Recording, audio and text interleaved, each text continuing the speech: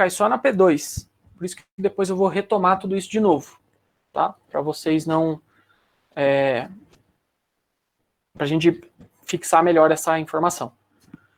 Então, como que eu poderia monitorar para um fitoterápico essas questões biológicas? Você poderia monitorar um marcador. Se a gente pensar, por exemplo, na passiflora, a questão da vitexina, que é um dos flavonoides, qual que é a concentração sanguínea aí da vitexina? Ela acaba sendo um ponto de referência sobre como esses ativos estão respondendo na corrente sanguínea.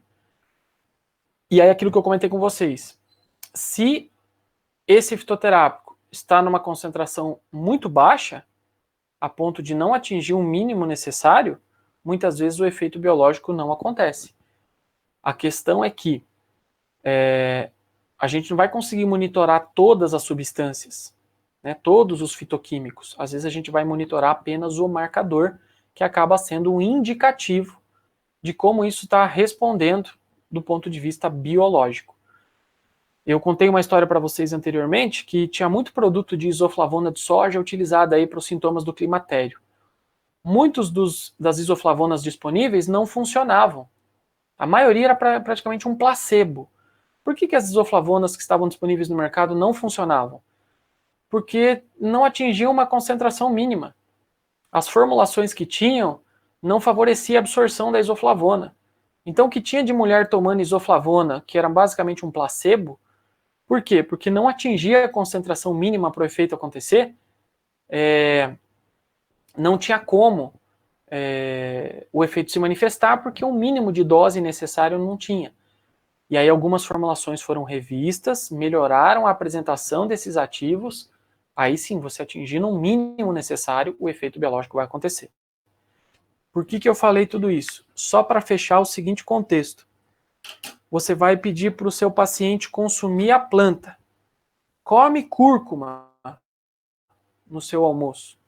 Legal. Ele está absorvendo ativos? Tá. Agora, dependendo da proposta terapêutica do uso da cúrcuma, só o consumo dela de forma natural, a concentração de ativos é muito baixa. Talvez ele não vai manifestar um efeito da melhor forma possível. Talvez seria melhor você disponibilizar essa planta para ele na forma de um extrato seco, por exemplo, ou de uma droga vegetal mais concentrada, que aí ele pode incorporar na dieta, ele pode incorporar no alimento. Por que você faria isso? Porque aí você conseguiria ter esses ativos da cúrcuma em maior concentração. Se tem maior concentração, você pode ter um efeito biológico melhor, dependendo da proposta do fitoterápico que você está usando.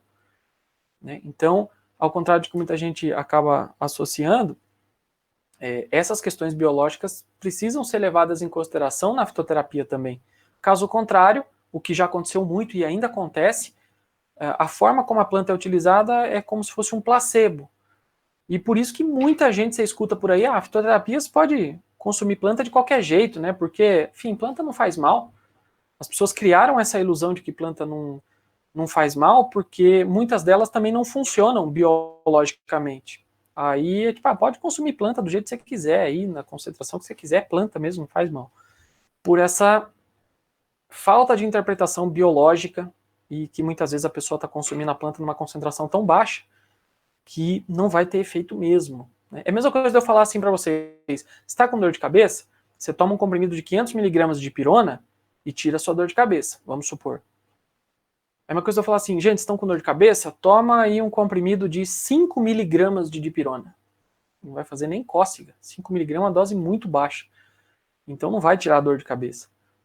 Para a fitoterapia, isso precisa ser levado em consideração também, para você saber a forma que essa planta vai ser utilizada, para saber se vai ter um mínimo aí de substâncias que a pessoa está absorvendo e vai ter função.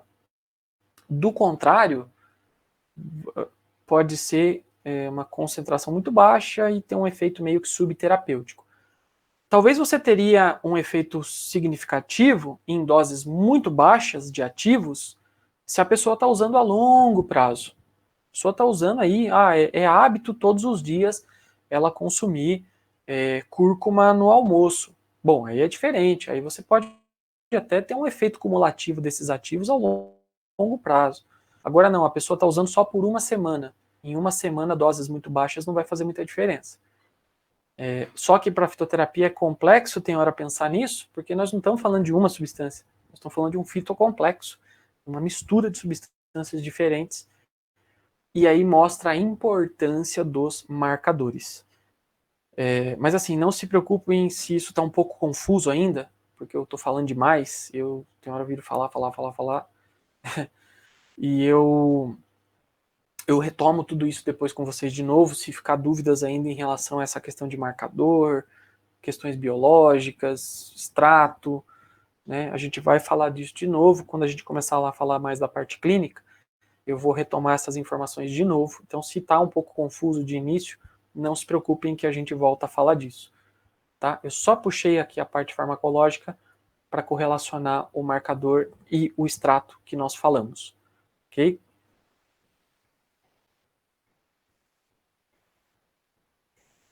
Falando agora da nossa revisãozinha, coisa rápida, só vou falar dos pontos principais para vocês.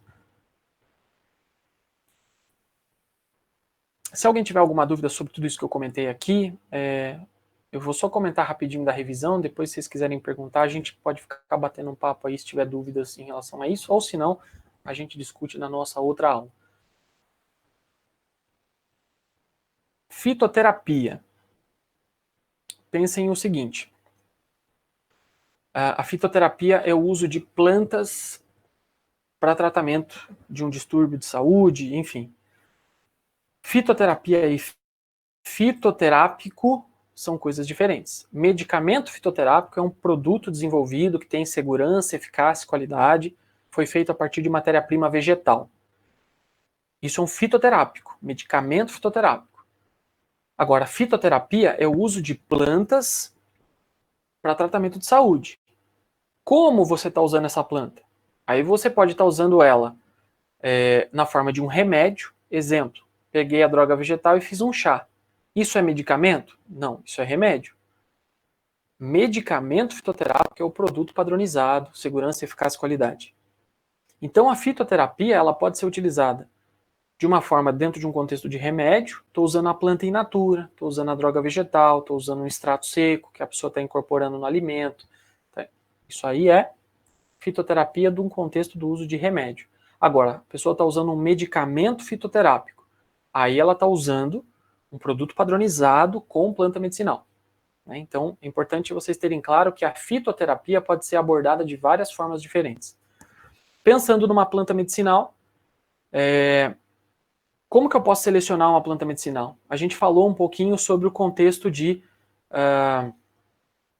etnofarmacologia, né? Abordagem etnofarmacológica, o contexto aí do uso tradicional de uma planta, que você adquire esse conhecimento pelo uso tradicional, e isso você consegue selecionar plantas com propriedades biológicas. Então dá uma lembradinha aí na questão etnofarmacológica que a gente falou, a importância do conhecimento tradicional dentro da fitoterapia. Nós falamos então que a planta é uma excelente fonte de substâncias químicas.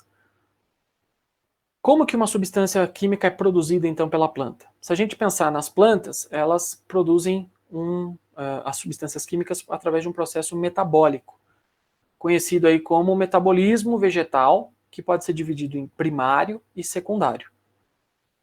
Metabolismo primário da planta. Toda planta faz. Toda planta produz glicose, aminoácido, gordura. Isso é o básico do ponto de vista bioquímico da planta. Agora, o metabolismo secundário, ele é exclusivo para algumas espécies, e você vai ter uma diferença. Exclusivo para algumas espécies, não. As substâncias produzidas são exclusivas de acordo com a espécie abordada. O que eu estou querendo dizer é que o metabolismo secundário não é igual para todas as plantas. Por quê? Porque o metabolismo secundário é uma estratégia de adaptação dessa planta ao meio que ela está. A planta não consegue gritar, ela não consegue correr, né? A única forma que ela tem para se manifestar no meio ou é morfologicamente ou é quimicamente. Morfologicamente, a planta quer se proteger de um herbívoro, ela faz um espinho. Isso é alteração morfológica, ela está se adaptando para proteger de um herbívoro. A adaptação química é um metabolismo secundário. Vamos supor, ela produz tanino em grandes quantidades para que quando esse herbívoro comer um pedaço dela, vai sentir aquele sabor desagradável de amarrar a boca e ele não vai consumir mais. Opa, uma estratégia de proteção que ela está usando. Então, o metabolismo secundário é uma estratégia de proteção que a planta usa para se adaptar ao meio. Nós tiramos proveito disso, porque essas substâncias, muitas delas, funcionam biologicamente nos nossos organismos. Uma coisa que precisa ser levada em consideração é: quais fatores levam à produção de metabólitos secundários? O meio que a planta está inserida. Então, quanto mais complexo for a biodiversidade do ambiente que a planta está inserida, mais substâncias químicas ela vai, talvez, produzir para se adaptar. Exemplo, Mata Atlântica. Tem 25 espécies de plantas por metro quadrado. Elas estão competindo